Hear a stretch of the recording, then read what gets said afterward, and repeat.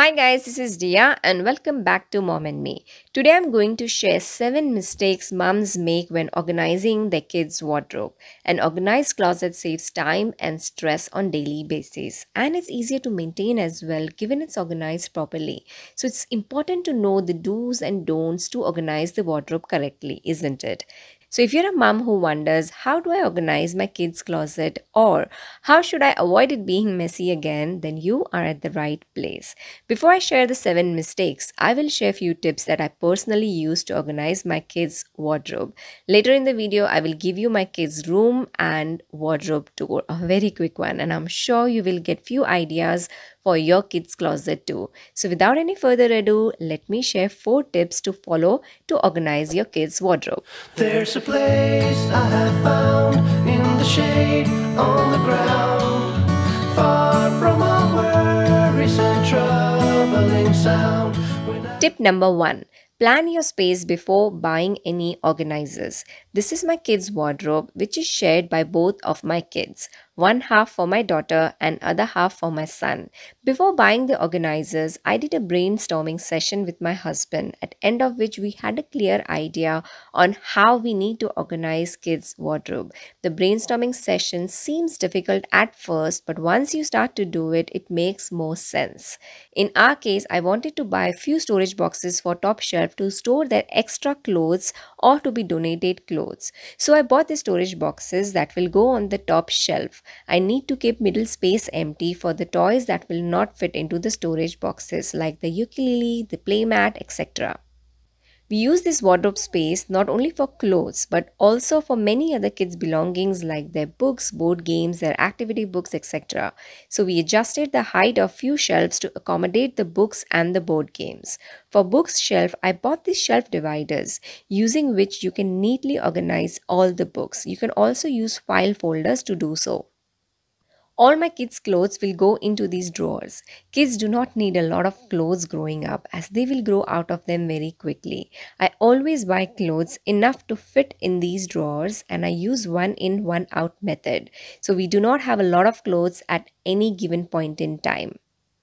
Also, storing them in drawers gives my kids access to them, and using drawer dividers allows me to fold their clothes using KonMari method, which I believe creates less mess later when kids try and take their clothes out themselves. So buying some drawer dividers makes sense.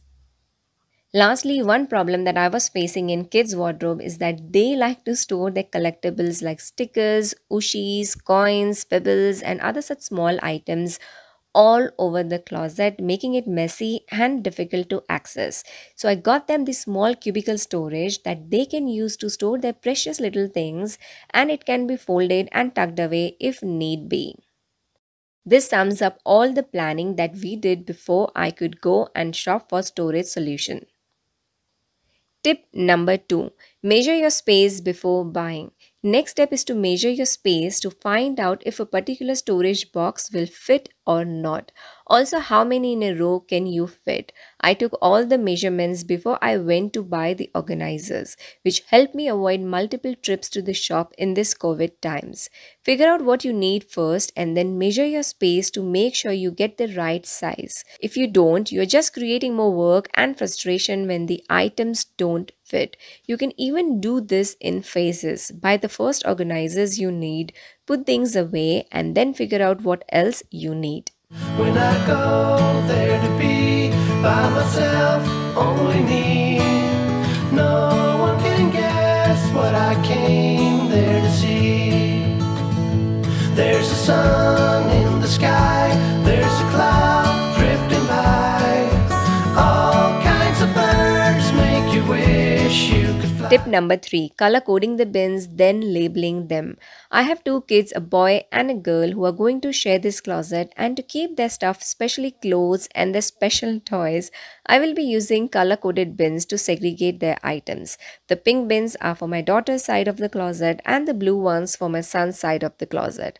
Also, these cube bins will go at the bottom, and I have given them color-coded cubes so that they do not mess up their toys and collectibles.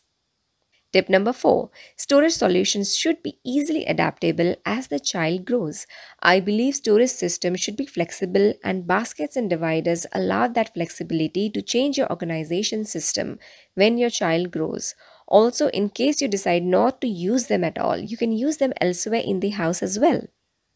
Now, so that I've shown you my planning process, let me share the 7 mistakes to avoid before I give you a final tour of the closet. I will show you the activity and educational books as well, so make sure to stick around till the end.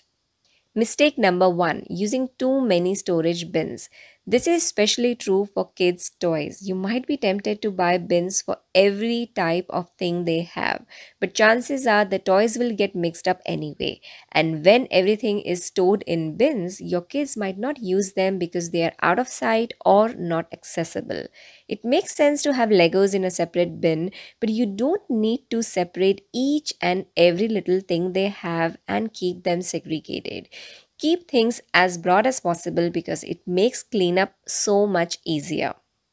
Mistake number 2, color coding the clothes. I understand that color coding clothes looks very pretty, but I'm not convinced that it's very practical, as let's be honest here, who is going to keep up with it? Your kids? Your husband? Well, no, you are, which means you've just created more work for yourself when the kids just mess it up anyway. Organizing by categories is enough, and all the categories are up to you. I separate my kids' clothes by categories like dresses, Indian ethnic wear, sportswear, swimwear, casual wear, and winter wear, which is more than enough for me. Mistake number 3, having too much stuff. Kids need a lot less than we think they do. They grow so fast that they barely wear much of the clothing and shoes they have. And if they're like my kids, they tend to wear the same things over and over again, while the rest of them just sit in the closet collecting dust. My kids only have enough clothes to fit into these drawers. If the clothes are not fitting inside, then it's time to donate. Mistake number 4, not making everyday items accessible to your kids. If kids can access their clothes, you're taking off one thing off your shoulder. Isn't it great, Mama? Not having kids' clothes and everyday items accessible means you have to stop whatever you're doing to take it out for them. I made this mistake with my daughter's dresses. We used to have our dresses hanged at the bottom rack, but then we installed some extra shelvings, which means her dresses had to go on the upper rack, for which you always have to depend on me. So, the moral of the story is to store things they use often where they can actually reach them. Mistake number 5, hanging items that should be folded. I try to fold as much as possible because I have found it's easier for my kids to grab folded clothes rather than hanged ones. It's definitely better to fold t-shirts rather than hang them. A little creased t-shirt never hurt anybody. Mistake number 6, not decluttering often enough. Decluttering must be a constant process in our lives. Go through your kids' clothes every so often and remove the clothes that they don't fit into, they don't wear, or are ripped. Same with the toys. Remove the toys they no longer play with or are broken. Last but not the least, expecting kids to stay organized. You've probably read many articles about how to organize kids' clothes where the author writes that if you just get your kids' bedroom or their closet in order, it will inspire them to stay organized. But the reality is that they like to see their neat and organized wardrobe, but keeping it organized is last thing in their mind. Maybe the idea here is that they will get used to a certain way of living and start to do it later in life. But as a young kid, expecting them to stay organized, it's too much to expect. I only expect my kids to be nice, share, eat well, be respectful, and not destroy the things that I've organized. But I don't expect them to stay organized and maintain their wardrobe when they're only 6 and 4 years old. So now let me show you their room and closet tour very quickly. So this is their room and here are my cute babies. This is the little read and write corner which they can access easily. At back I have some dump-in bins and basket where they put their toys non-segregated, which makes it easier for them to clean up. And yes, I do make them clean up every night.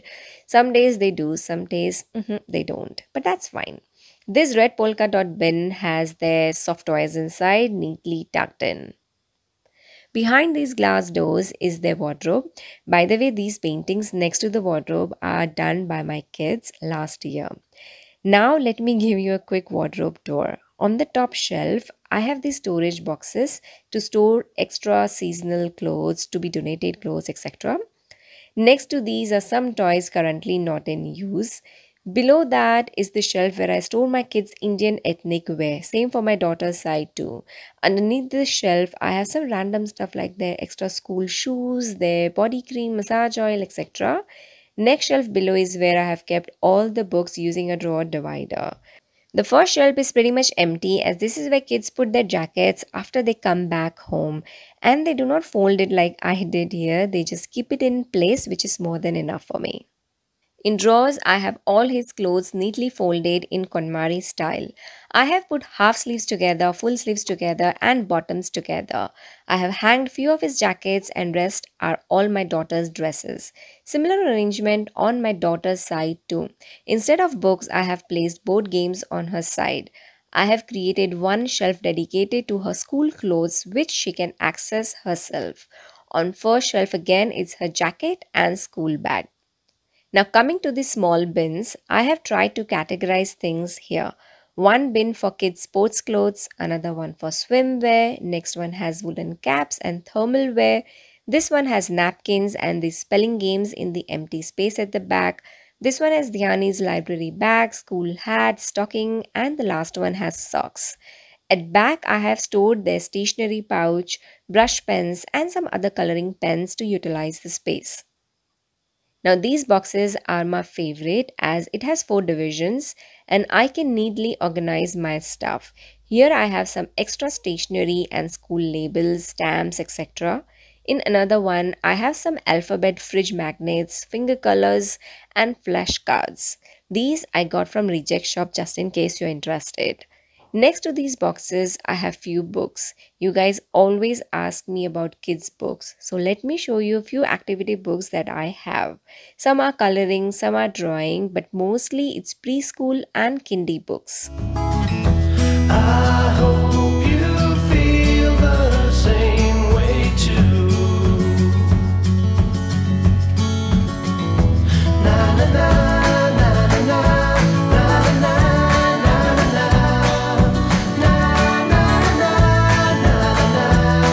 At bottom, as I said before, I have these cubes to keep things above safe.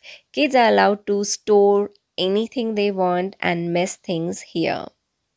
So guys, when it comes to organizing a kid's room, do what works for you and your family. Just because it's life-changing for someone else doesn't mean it will be for you too. I hope you enjoyed this video. If you did, please hit the like button and share the video. I will sign off on this note and I shall see you in my next video. Bye for now. Far from all worries and troubling sound. When I go there to be by myself, only me.